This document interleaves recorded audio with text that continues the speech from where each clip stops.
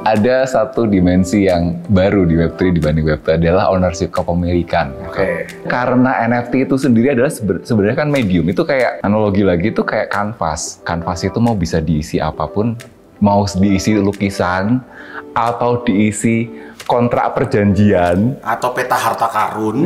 ya itu bisa.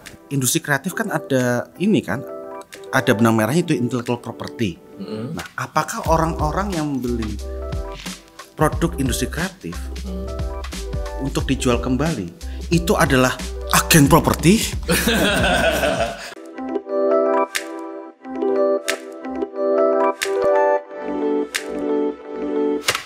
Hai guys, welcome to my channel. Hari ini gue mau ngobrol dengan dua teman tentang topik yang gue passionate, Web3, NFT.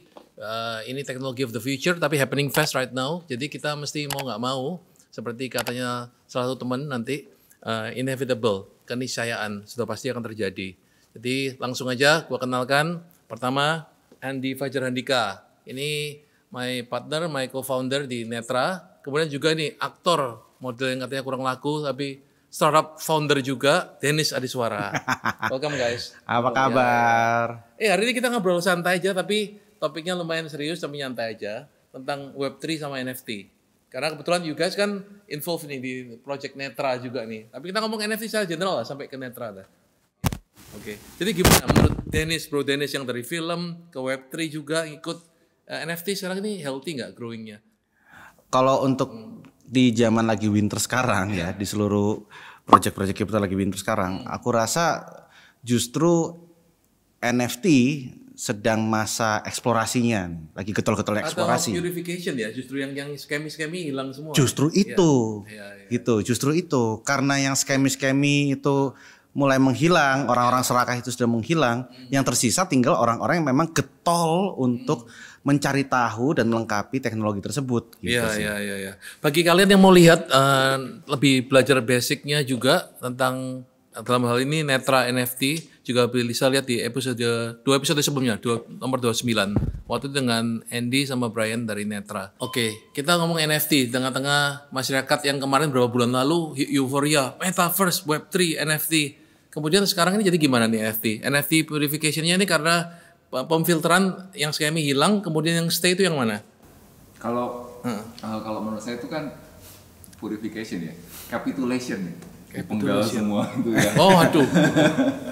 Lebih Jadi sadis kayak lagi. misalnya kayak tanaman gitu lagi growing wild gitu terus dipotongin gitu. Kira-kira capitulation gitu. Tapi kalau menurut saya yang growing itu adalah yang benar-benar ada utility-nya itu. Mungkin episode sebelumnya Dennis menjelaskan tentang itu. Utility itu ya kalau tadi saya mungkin sebenarnya itu sama aja kayak analoginya lukisan. Dulu ketika lukisan itu, perdagangan lukisan, bisnis lukisan itu healthy ketika ada some bit of speculation di situ. Ada galeri musik, ada kurator, ada spekulan yang beli kemudian dijual ke jutawan yang kemudian membeli dengan harga yang tidak masuk akal. Tapi ketika at some point itu terlalu nggak masuk akal, spekulasinya terlalu ratusan kali lipat, itu juga akan industrinya juga akan tergoncang dulu, kemudian balik lagi kepada basicnya adalah utility lukisan itu apa? Untuk bisa dinikmati, kan begitu. Cuman mediumnya sekarang adalah dulu analog, sekarang digital. Saya begitu. Nah, kemudian karena NFT itu sendiri adalah sebenarnya kan medium, itu kayak analogi lagi itu kayak kanvas. Kanvas itu mau bisa diisi apapun, mau diisi lukisan atau diisi kontrak perjanjian atau peta harta karun, ya itu bisa. Tapi tadi Bro Dennis kita ngobrol itu juga untuk yang awam juga bagus sebenarnya.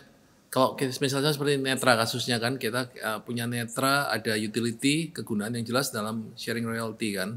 Jadi sebenarnya kalau tadi menarik dari Dennis menjelaskan seperti saham lagu kan ya, berarti ya, seperti saham. Itu oke nggak? Ya mirip seperti itu karena kan memang ketika kita beli NFT-nya di Netra itu kita memiliki hak komersilnya ya, kalau aku bilang ya, apa ya, hak royaltinya kan, Mechanical royalty ya, streamingnya, hak ekonominya ada di situ sebagian gitu. yang mana bisa dinikmati oleh para pemilik NFT-nya. Oke. Dan pemilik NFT bisa siapa aja gitu loh. Bisa saya, bisa bapak saya, bisa Anda gitu. Oke. Mungkin backtrack sedikit guys, bagi kalian yang belum tahu bisa cek ke www.netra.live. Jadi kebetulan kita bertemu ini karena ada punya kepentingan di Netra. Kita percaya kita bisa ikut memajukan dunia musik dengan membentuk sebuah startup baru. Tujuannya adalah membagi antara artis kreatornya dengan fans. Fans bisa ikut mensupport artis dengan membeli NFT. Dengan membeli NFT punya andil, punya hak ekonomi terhadap lagu itu. Dalam hal ini lebih spesifik mechanical royalty atau streaming royalty dibagikan akan dibagikan dalam tiap bulan atau apa kita akan tiap bulan ya. Iya. Kalau dari saya coba lupakan dulu kata NFT gitu. Dulu, misalnya kalian alergi sama NFT, coba lupakan dulu karena NFT itu cuma medium. Ya. Yang Netra lakukan adalah musik itu adalah karya seni, sama seperti lukisan. Sebuah aset juga. Iya, karya seni. Ya. Karya seni itu menjadi sebuah aset ketika dia menghasilkan uang. Ya. Betul kan? Gitu. Apapun itu kalau menghasilkan uang namanya aset kelas gitu kalau bahasa ekonomi. Lalu si musik ini kemudian kepemilikannya yang kita pecah. Kata Bro Dennis bilang sahamnya yang dijual gitu. Ya. Ketika si aset kelas berbentuk musik ini menghasilkan duit saat diputar orang di Spotify, Apple Music, atau Joox, atau YouTube, atau dibikin joget-joget di TikTok, itu menghasilkan duit, maka pemilik sahamnya itu juga kebagian duit dari penghasilan tersebut. Semacam dividen ya? Iya, betul. Ya, okay. Netra fungsinya adalah membuat itu possible, menaruh itu di blockchain. Jadi ketika ada revenue dari situ, penghasilan di situ bisa langsung dibagi seamless istilahnya, langsung nggak perlu pakai datang tukar kupon ke kasir minta bikin cek atau segala macam, tapi itu langsung masuk klaim lewat wallet dengan NFT tersebut. Oke, sedikit lagi wallet gimana? Wallet, digital wallet. Oke, wallet itu sebenarnya analoginya itu kayak dompet kita sendiri gitu. Dompet kita sendiri. Iya, dompet kita sendiri, tapi isinya tuh adalah sebenarnya adalah akses untuk interface ya. Sebuah perantara, ya betul kayak pintu untuk kemudian mengakses uang kita yang tercatat di blockchain. Oh, gitu. Oke. Jadi kalau kita mau beli NFT atau kripto, kata-kata yang umum adalah non custodial. Kita pegang sendiri dompetnya. Iya. Oke. Ya. Jadi kalau Bro Dennis sudah punya NFT terbarunya? Andin sudah punya ya? Andin sudah punya. Ya. Jadi kebetulan kan memang gini, kalau buat saya kenapa saya suka banget sama mengkoleksi NFT dari Netra, NFT Music. Artis-artisnya itu saya kenal semua. Saya tahu mereka semua dan saya juga tahu bahwa mereka taruh karyanya atau memajang karyanya itu di platform-platform digital yang sering diakses sama orang-orang. Iya. Itu jadi galerinya lah ya. Itu jadi galerinya. Iya. Sehingga kalau misalkan saya lagi keliling, ketemu teman saya atau lagi di meja makan, mereka nanya gitu, lo lagi koleksi apa Den gitu? Saya koleksi NFT musik gitu loh. Dan saya dapat dari situ juga gitu loh, royaltinya. Gitu. Nah ini bisa menjadi sesuatu yang bisa menjadi pembuka pembicaraan lah gitu. Sesimpel itu, mulai dari sesimpel itu. Bagi saya sih kata-kata ya kalau boleh ngomong ya dengan rendah hati ya revolusioner lah, karena memang kan salah satu yang di dunia kan yang pertama kan. Yang ada satu guys, kalau kalian lihat mungkin ada satu lagi di Amerika tapi berbeda. Kalau itu mengandalkan perantara, kalau Netra ini direct dengan mengandalkan hubungan dengan DSP. DSP itu kalau kalian belum tahu, digital streaming platform. YouTube Music, Apple Music, Tidal, Reso, ya, apalagi ya, banyak lah semuanya. Deezer, ada 30 lebih DSP. Itu dikoleksi semua, royaltinya lo dibagikan antara artis dengan fans. Jadi itu utility yang kita ngomong berkali-kali, utility atau kalian sering dengar, ya nih kegunaan realnya apa, ya. Balik lagi ke royalti. Kemudian kalau ngomong royalti, berarti kan orang mikir, oke, pertama gua koleksi nih, punya digital collectible kan. Sekarang kita flexing di Instagram, digital collectible kan, kita punya apa, galeri itu. Kemudian ngomong tadi royalty, return lagi. Mau nggak mau kan ngomong menjelaskan gue bisa dapat berapa sih atau gimana. Sekali lagi ya guys, ini bukan financial advice, do your own research. Tapi bisa jelasin nggak? Kita mau ngomong sedikit lebih mendalam gimana nih royalty? Jadi karena tadi aset kelas itu menghasilkan uang ya, bukan hanya sekedar koleksi ya, pertama purpose-nya itu koleksi. Support artis, koleksi. Support artis, koleksi, harganya juga nggak jauh sama harga CD ya, dan kemudian itu bisa dapat setiap kali. Jadi cara kerja mungkin balik lagi kok bisa sih emang kalau didengerin art itu dapat duit gitu, gimana caranya itu flow-nya itu. Jadi kalau misalnya setiap kali, let's say Spotify, setiap kali sebuah lagu didengarkan, maka Spotify itu akan membayarkan namanya mechanical royalty ke pemilik lagu. Betul, ya. Uangnya dari mana?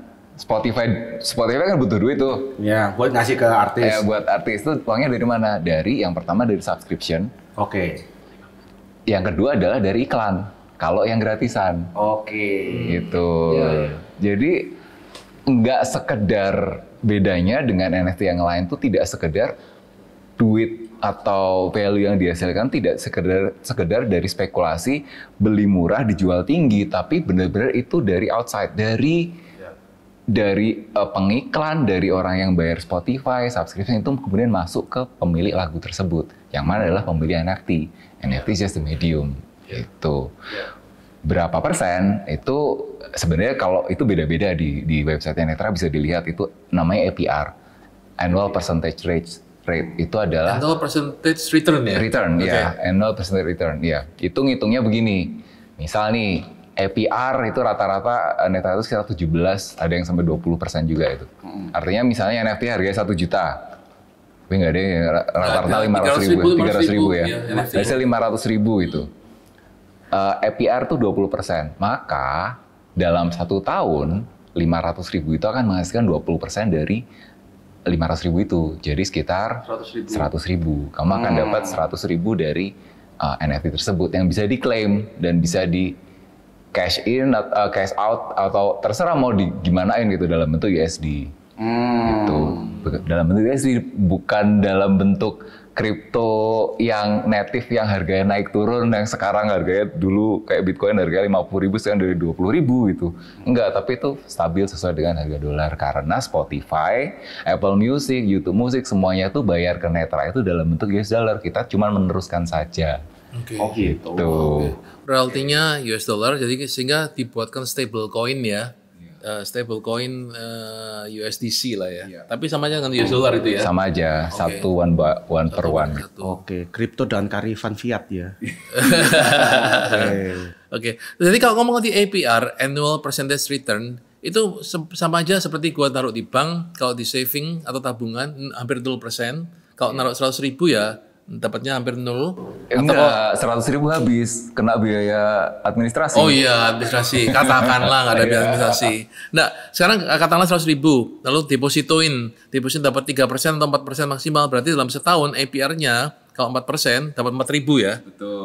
Oke. Oh, menarik ya berarti kan NFT-nya.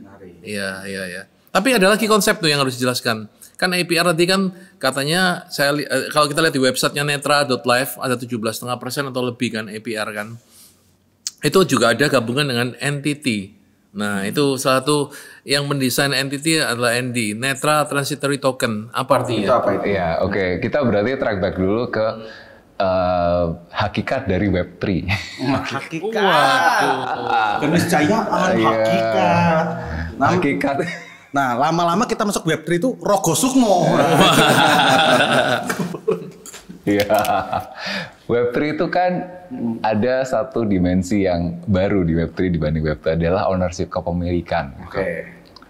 Netra itu karena itu platform Web3 itu, kita adalah spiritnya Web3 adalah kita pingin platform Netra itu juga dimiliki oleh penggunanya sebenarnya. Oh, oke. Jadi nggak cuma NFT-nya dimiliki, tapi the platform itself artinya akan dimiliki oleh si penggunanya, para penggunanya. Apalagi pengguna baru. Pengguna baru itu siapa? Yang beli NFT awal, fase-fase sekarang ini, gitu. Nah, yang hal simpel ya, hal konsep yang kemudian memungkinkan sebuah platform atau project itu dimiliki oleh pengguna adalah namanya token itu tadi. Gitu. Jangan alergi dulu dengan kata token. Biasanya token nanti token apa? Ini bukan seperti yang gembar Dennis Token itu bukan ya? Itu nggak ada. Karena Dennis Token sorry artis lain berarti keliru. Iya. Fitnah. Nanti kena undang-undang ITE aku. Soalnya saya nggak ngerti bikin token. Oke. Iya. Nah itu sayangnya memang cukup banyak bad actors yang seakan-akan token itu jadi sesuatu yang ketika rilis harganya naik tinggi, lalu dijual semua sama yang udah punya, lalu harganya turun, pump and dump namanya. Kenapa terjadi seperti itu? Karena nggak ada utility yang jelas. Ya, balik lagi ke utility. Cuman token doang, ini suatu project, ini tokennya. Beli, harganya semua orang ikutan beli, naik tinggi, habis itu jual, turun semua gitu. Karena tidak ada utility-nya. Karena nggak ada gunanya tokennya itu sendiri gitu. Harus seberapa gede sih gunanya? Seberapa gede itu, nah itu sangat relatif ya. Tapi nanti kita bahas itu ya. Betul. Terus. Iya, tadi entity ya. Jadi APR-nya itu sebenarnya gabungan dari royalti dari streaming itu muter tadi itu ya. Sama entity gitu. Streaming dibayarkan dari DSP, Digital Streaming Platform ya. Iya. Entity itu sebenarnya adalah kita itu membagi kepemilikan atau saham dari netra platform itu sendiri. Cara baginya gimana? Itu istilahnya dripping ya. Dikit itu tiap jam dibagikan kepada pembeli NFT yang holdernya NFT. Semakin dia lama belinya, itu akan nambah terus gitu. Kemudian kok bisa ada harganya kan? Belum rilis itu kan belum istilahnya kalau istilah di kripto kan ada TGE, token generation event gitu. Tokennya belum rilis kok sudah ada token yang dibagikan dan itu sudah ada nilainya dalam US dollar. Kok bisa begitu? Jadi itu entity sendiri adalah transitory token yang sementara dibagikan, nantinya itu akan bisa ditukar untuk token yang sebetulnya, yang kemudian token yang utility-nya adalah untuk apa? Setiap kali ada transaksi di netra platform, maka pemegang token itu juga akan kecipratan profitnya. Gitu. Jadi selain pemegang saham di Lagu, ini jadi pemegang saham di platform netra semuanya juga nanti. Betul. Analoginya begini, misalnya ada IPO perusahaan ya, si entity transitory token itu adalah catatan kayak daftar yang mana ini orang-orang ini yang beli ini dia akan nantinya akan dapat saham ketika nanti IPO. Gitu. Alokasi saham dulu perdana. Iya. Alokasi saham dulu. Ini punya hak untuk mendapatkan saham sebenarnya untuk dibagiin saham ketika IPO. Ini kenapa? Karena orang-orang ini adalah yang pertama kali mereka percaya atas perusahaan ini. Tapi bedanya dengan alokasi saham doang, ini memang bisa diuangkan juga langsung. Betul, karena kita sebagai kita percaya atas project ini dan even ketika misalnya ngapain cuman catatan doang, saya nggak mau dapat sahamnya juga, tak jual aja sekarang. Nggak apa-apa, bisa kita beli. Oke. Setelah dibeli itu si catatan itu di mana? Diapain? Kita bakar. Kita bakar untuk siapa? Ketika dibakar artinya itu akan alokasi dia itu akan diberikan ke jatahnya akan diberikan ke yang percaya sama kita gitu. Gitu. Jadi semakin banyak yang di burn itu nilainya akan semakin tinggi. Gitu. Gitu loh, comprende. Ngerti saya. Iya. Kenapa harus ada itu tadi entity, padahal kan ada koin yang nantinya bakal ada kan. Betul. Ini pencatatan. Iya, pencatatan. Gitu. Oke. Jadi nanti kalau misalnya tadi yang Bro Dennis bilang untuk pencatatan entity lo ada lagi tokennya lagi. Jadi gimana tuh? Bisa jelasin. Ini kan pencatatan transitory. Transition aja. Jadi akhirnya gimana? Akhirnya nantinya. Mungkin pertanyaan sebelumnya harusnya gini ya, kapan sih mau saat pada titik apa kemudian Netra itu akan rilis tokennya sendiri kan? Betul, masa transit terus gitu. Transit terus ya. Nah gini, kita kan Netra itu baru jalan berapa bulan ya bro ya? Baru 6 bulan ya? 6 bulan, dan baru ada, bukan baru sih, itu lumayan fenomenal ya sebenarnya. Ada 15 artis, kita punya, kita pingin at least berapa ratus gitu ya. Kayak berapa ratus artis yang join gitu. Kenapa? Pengguna itu masih sedikit gitu kan. Artinya dibanding populasi Indonesia gitu. Apalagi dunia gitu. Kalau misalnya kita rilis tokennya sekarang, itu sama aja ya sama aja kayak artis rilis token gitu. Tiba-tiba akan naik tinggi, yang punya akan dapat profit gitu, tapi ya habis itu dam lagi gitu. Karena kita harus mementingkan utility-nya gitu. Harus platform itu sendiri harus jalan, harus transaksinya tuh cukup signifikan. Kita reach namanya inflection point gitu. Kalau di Indonesia di dunia startup ya, inflection point artinya bahwa majority dari orang itu pengguna musik, komunitas musik udah tahu tentang Netra, udah paham, sudah join, dan kemudian majority dari artis di Indonesia itu juga sudah rilis di Netra gitu. Jadi kalau ngomong timelinenya itu guys, kalau dari Netra itu kita sih pingin dalam setahun sih hampir majority sebagian besar, karena kita sifatnya saat ini kurasi ya, musiknya kurasi dari famous musician terkenal yang punya nama seperti tadi Dennis bilang musiknya dikenal. Jadi aset kelas yang bisa sebuah aset yang bisa dipertanggungjawabkan karena karya seni dari musisi terkenal itu kita pingin onboarding sebagian besar musisi ternama Indonesia. Nanti pada phase 2 di mana kita sudah di Indonesia sudah sebagian besar, kemudian di luar negeri juga sudah mulai, kita akan buka platformnya jadi umum ya. Jadi semua musisi meskipun Bro Dennis pakai ukulele, fales, nyanyi, mau publish juga bisa nantinya akhirnya. Gitu. Itu sedikit preview nanti end goal-nya. Semua bisa publish, dan yang killer differentiation, perbedaan yang sangat fenomenal berbeda dengan yang lain adalah kemampuan untuk fractionalize. Sekarang ini streaming ya, jadi semua musisi bisa punya cuma publish doang ke DSP atau juga mau dijual sebagai NFT kan. Ya. Plus ada real time-nya, ada aspek real time royalty-nya, betul ya. Itu perbedaan kita. Jadi makanya kalau gua ngomong dari sisi Netra, kita tujuannya menjadikan alternatif. Kita bukan ingin mengganggu disrupsi ini itu, enggak. Kita ingin berpartner dengan label, publisher, ataupun yang percaya dengan visinya Netra. Kita ingin memajukan industri musik, ingin membuat musisi-musisi, kalau Dennis sebagai aktor di film, kalau saya di musik, kita ingin memajukan industri musik ini, memberikan income yang layak sehingga musisi-musisi terkenal itu bisa makmur. Kalau sekarang itu mungkin masalahnya kalau saya lihat sebagai antara orang dalam dan orang luar, musisi itu kadang-kadang pembelinya terlalu dikit. Jadi mungkin juga mirip dengan industri film. Kalau yang ngasihin capital, yang ngasih itu cuma beberapa produser, kita inginnya institutional investor, semuanya nanti bank atau apa berkompetisi membeli lagu tujuannya. Sehingga harganya sehat. Jadi artis kalau misalnya nih, katakanlah artis A menjual lagunya atau IP-nya, nanti kita ngomong ke IP, intellectual property, harga 50 juta. Tapi kalau yang itu kalau cuma 1-2 orang yang beli. Kalau 200 orang, kompetisi untuk harga makin naik. Bank besar, investment fund mau beli lagu juga, harganya ngedrive itu harga naik. Sehingga musiknya juga bisa menikmatin. Dan kalau bedanya dengan sekarang, kalau balik lagi ke episode 2-3 episode sebelumnya, di Amerika katakanlah Bob Dylan udah umur 81, dia menjual publishing right, kemudian menjual master record, itu sudah umur 81. Kalau dengan fractionalize, musisi pun bisa mulai masih punya sebagian misalnya katakanlah 50, investor-investornya bisa punya 50% juga, sama-sama sehat, growing. Itu visinya Netra sebenarnya. Kalau disederhanakan,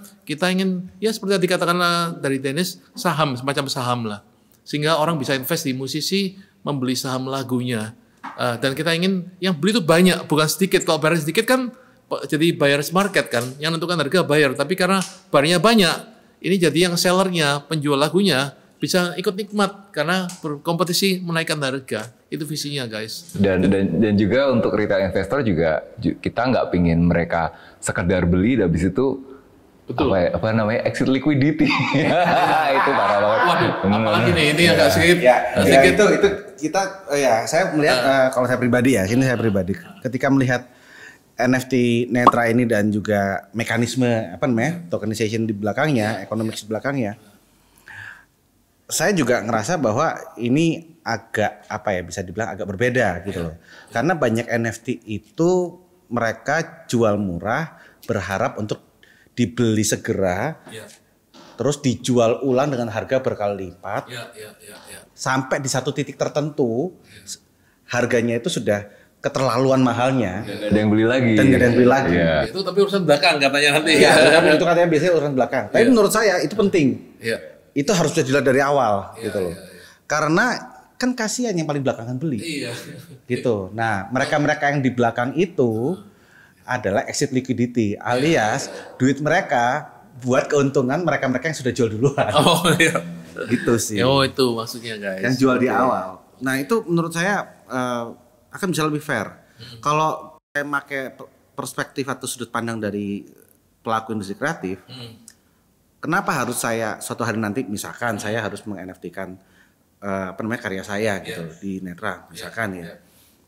Persepsinya gini, sebuah karya itu bisa hidup juga karena ada yang mengapresiasi, ada yang fans sama karyanya, ada yang menganggap bahwa karya tersebut atau lagu tersebut apapun itu bentuknya itu menjadi bagian dari hidupnya. Nah dengan NFT Netra ini ada opsi di mana kita bisa memiliki lagu itu. Yang sebelumnya nggak pernah mungkin ya. Yang sebelumnya nggak pernah mungkin. 10 tahun yang lalu mana mungkin kita kepikiran untuk bisa menjadi bagian dari sebuah lagu dan dapetin royaltinya pula. Nggak pernah kepikiran sama sekali. Suara saya jelek. Tapi saya juga pengen loh ngerasain punya royalti lagu gitu loh. Dan ini bisa sebenarnya. Bisa dijadiin mantu. Loh. Sepenyanyi sekaligus itu kan dapat. Loh iya benar juga sih. Tapi kan itu kan harus bersaing gitu. Dan nggak bisa di fractionalize. Oh iya. Mahal bayar gedung. Nah daripada bayar mahal gedung, ya beli NFT-nya aja gitu. Nah mungkin ini ada teman-teman yang kemarin udah jelasin kan fractionalize itu apa? Boleh dijelasin lagi sedikit. Nah, ya, silakan Bu. Enggak, mungkin kita udah karena setiap hari ngomongnya fractionalize itu pikirnya tuh semua orang itu paham fractionalize itu padahal mungkin juga itu istilah yang asing juga ya. Fractionalize artinya memecah. Ya, dari 1 menjadi 100 gitu. Yang 100% menjadi 100 kali 1% itu fractionalize. Katakanlah misalnya satu lagu harganya 100 juta, 100 orang yang beli, 1 orang 1 jutaan. Urunan beli, Kalau dulu kalau mau bikin satu lagu atau mau beli satu lagu harus beli utuh. Harus beli utuh. Gak bisa di apa pecahannya aja yang dibeli gitu kan. Tapi sekarang udah bisa gitu. Jadi ingat ya, ketika kita ngomong fractionalize itu artinya dipecah. Bukan berarti kita jadi anggota DPR fraksi partai tertentu gitu. Bukan jauh, tolong bedakan. Gitu. Lalu kemudian nggak bisa tipu-tipu ya. Nggak bisa tipu-tipu juga karena ada NFT ya. Karena ada di smart contract itu tadi. Smart contract itu tadi. Nah, sekarang pertanyaanku nih, Mas. Aku pengen tanya. Emang kalau misalkan nanti apa deh di Netra sendiri yang bisa diuangkan atau yang bisa diterima dividennya itu cuma royalti dari platform digital doang? Apa ada agenda tertentu ke depannya mau apa? Jadi agendanya kita tadi ngomong bahasa kerennya fractionalization kan, and tokenization of streaming royalty to IP, intellectual property. That's the end game.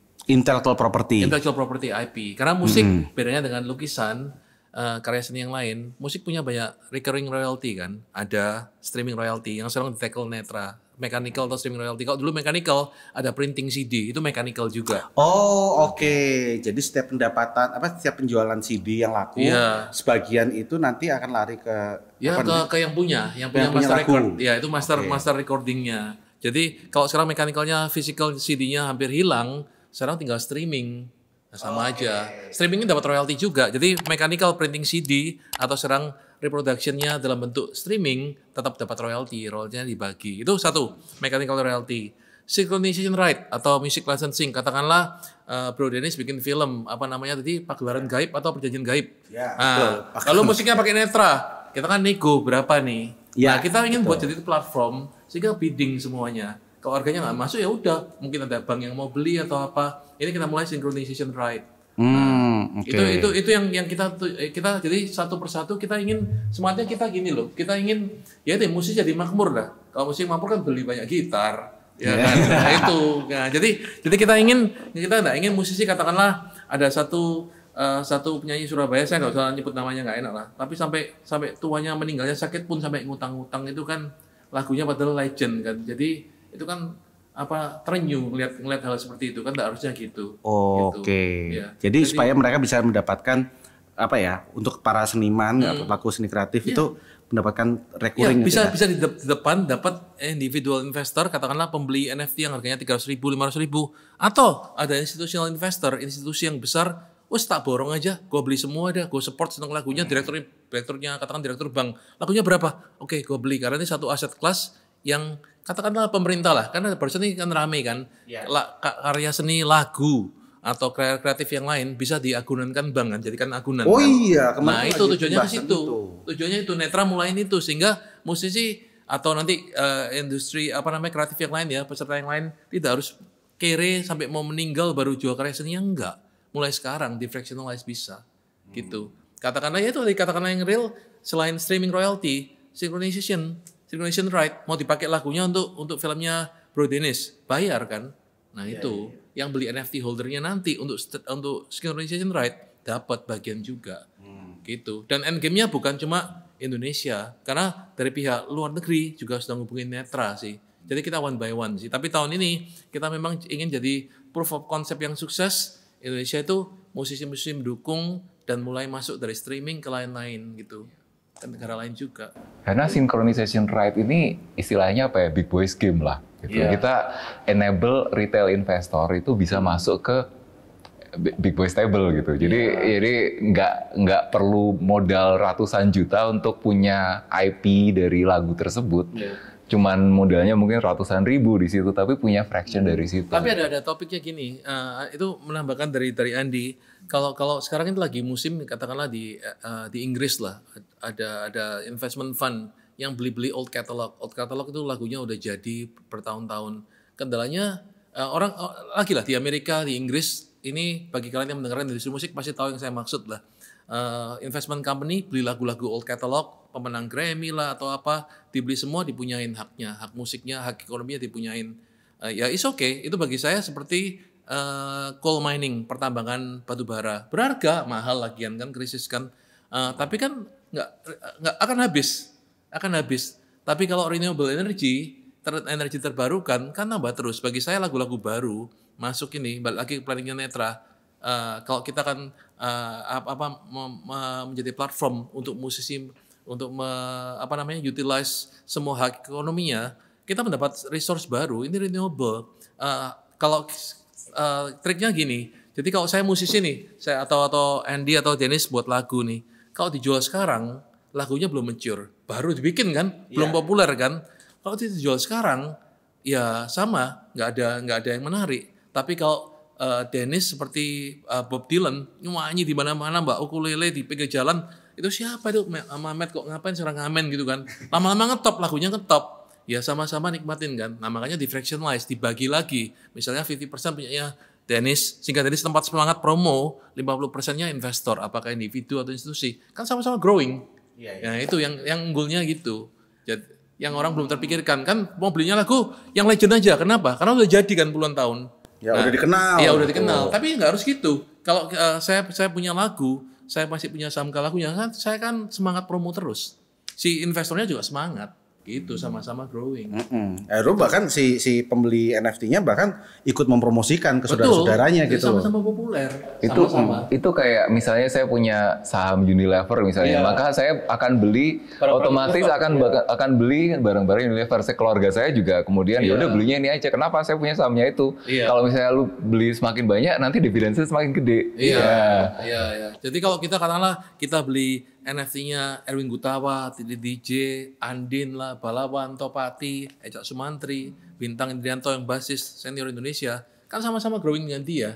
Gitu, itu goalnya. Dan ini adalah sesuatu yang terjadi baru-baru ini teman-teman, gitu. Teknologi ini masih baru.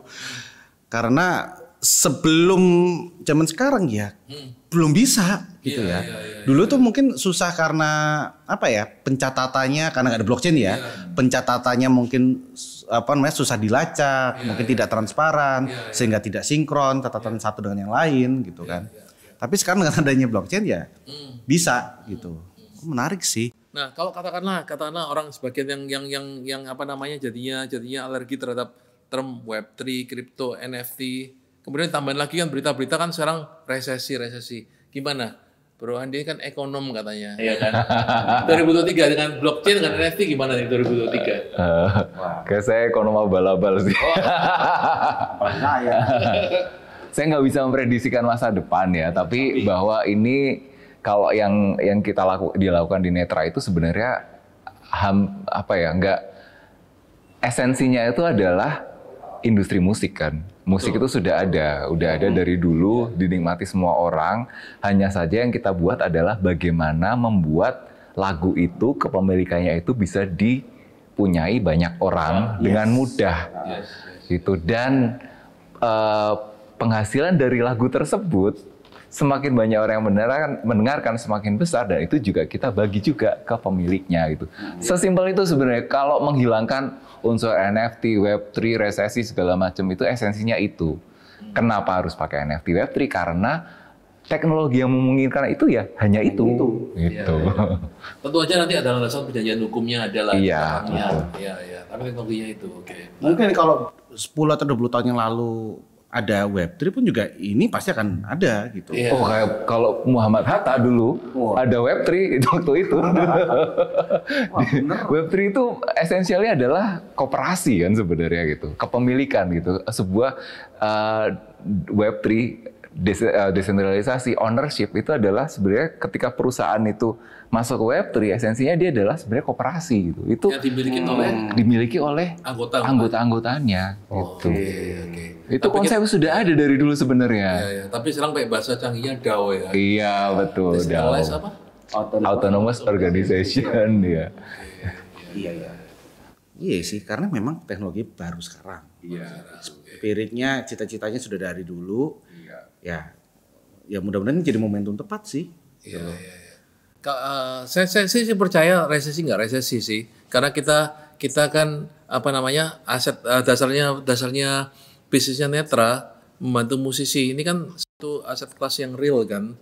Jadi ya resesi nggak resesi pasti akan jalan terus. Sedangkan kalau lihat trennya dunia dengan apa namanya, kalian bisa riset sendiri, investment company yang besar di Amerika, Inggris itu malah beli old catalog, lagu-lagu lama-lama. Lagu-lagu lama kayak ya gede-gede lah ya, Bob Dylan lah, Paul Simon lah, Beyonce, semuanya itu dibeli kan, dan belinya ratusan juta US dollar, jadi triliun ngomongnya kan. Oh wow. Gede-gede banget kan. Nah Indonesia baru tahap awal karena orang masih mikir mungkin nggak ya, bener nggak ya? Kadang-kadang kan too good to be true kan. Katakanlah APR return 17,5%, 20% kan orang mikir, Allah nggak mungkin lah, kan gitu kan. Too good to be true kadang-kadang kalau kita lihatnya glass half full ya mungkin. Ya kan, kalau kita yang optimis ya resesi nggak resesi kita maju terus kan, gitu.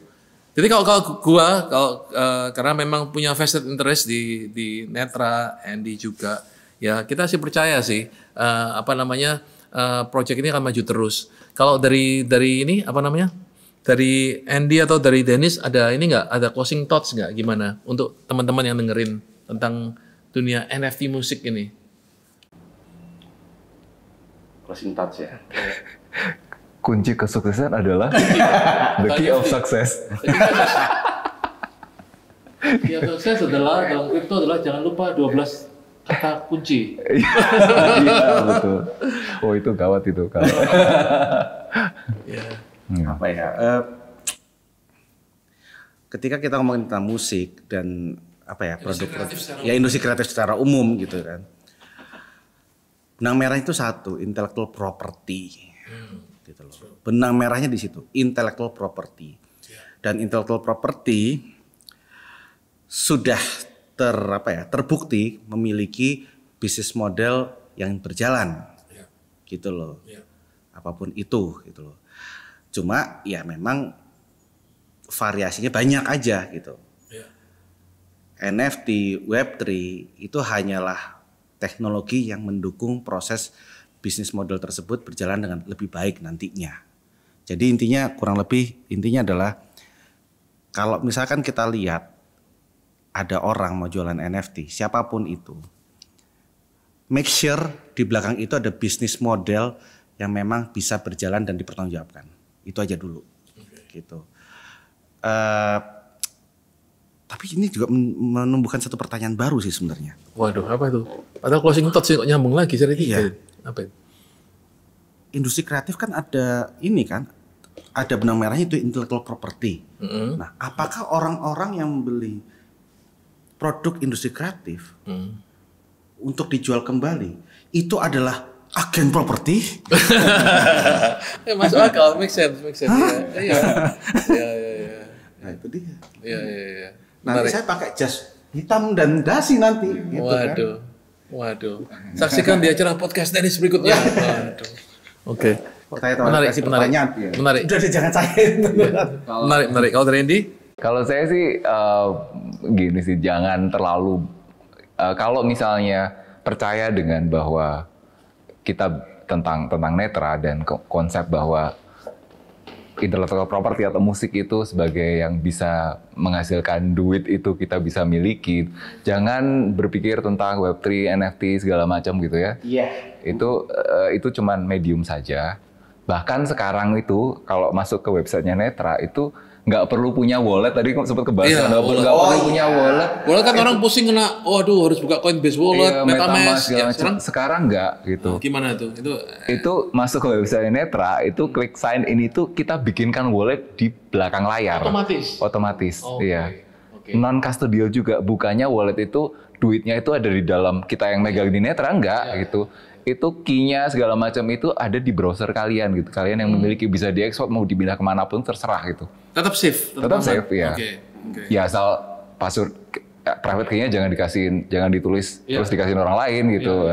Itu. Oh, sama satu lagi. Saya juga ingat Pak Setiawan. Ini mumpung ngomong kayak begitu Mas Andi. Saya ingat banget pada saat saya waktu diceritakan tentang Netra pertama kali jualan NFT. Saya menggebu-gebu banget, pengen beli. Tapi tahu nggak? Saya dikasih tahu sama Mas Andi apa Pak? Itu Den, baca dulu white papernya. Oke. Nggak semua orang yang jualan NFT suruh baca white paper produknya sendiri dulu. Aku harus kasih tahu itu. Jadi kenapa bisa seperti itu? Dari situ saja saya langsung menaruh respect pada project ini. Kenapa? Karena kita disuruh paham dulu tentang tokenomics di belakangnya, tentang bisnis modelnya itu seperti apa dulu. Dan kalau misalkan teman-teman tertarik juga untuk beli, ya biasanya kan orang-orang pasti ngomong kan, this is not financial advice gitu kan. Tapi aku mesti bilang ini financial advice. Baca white papernya. Apapun yang mau kalian beli, baca white papernya, termasuk Netra. Kalau misalnya nggak ngerti, cari teman yang lebih ngerti. Iya. Join telegramnya aja nanya-nanya gitu. Nah itu juga boleh. Join telegramnya dulu, nggak perlu beli NFT, nggak apa-apa kan? Nggak masalah. Iya. Konsultasi dulu atau apa. Dan belinya pun nggak perlu pakai kripto juga. Pakai Kris, VA, virtual account, transfer gitu juga bisa. Oh gitu. Iya pakai rupiah. Betul, pakai rupiah. Iya. Aku cinta rupiah. Okay. Tapi dapatnya dolar. Seru kan? Ya seru sih. Sekarang 15.700. Iya, 15.600, 15.700. Lagi naik ya? Iya. Oke. Thank you Dennis, thank you Andy. In closing guys, jadi Netra kita podcastnya agak berbeda karena jelasin sesuatu yang orang sebagian alergi karena katanya winter, musim dinginnya kripto NFT sejak berapa bulan lalu. Netra baru mulai bulan Maret. Gua percaya Netra lagi membawa perubahan sih, bukan self promoting ya, tapi benar-benar tulus kita mau memajukan dunia musik dengan cara ya ini fractionalize, membagi dan tokenize menjadikan NFT dari streaming royalty sampai akhirnya ke IP yang tadi Dennis bilang itu. Dan tujuannya Indonesia di awal ini, makanya kita butuh support banget. Kalian nggak usah percaya langsung gue yang bilang, Dennis bilang beli, cek aja, baca white papernya, cek Netra Live, join telegramnya. Kalau kalian rasa itu worth it, beli dan support musisi Indonesia. Karena tahun ini sih harusnya Indonesia nih bagi gue ya, how cool is that ya kalau Indonesia lebih maju dari Amerika dalam NFT music. Dari Indonesia kita bawa ke Eropa, ke Amerika. nanti akan tercatat sejarah Indonesia pelopornya NFT music dunia pertama. Itu cita-cita kita sih. So guys, please support it ya. Thank you.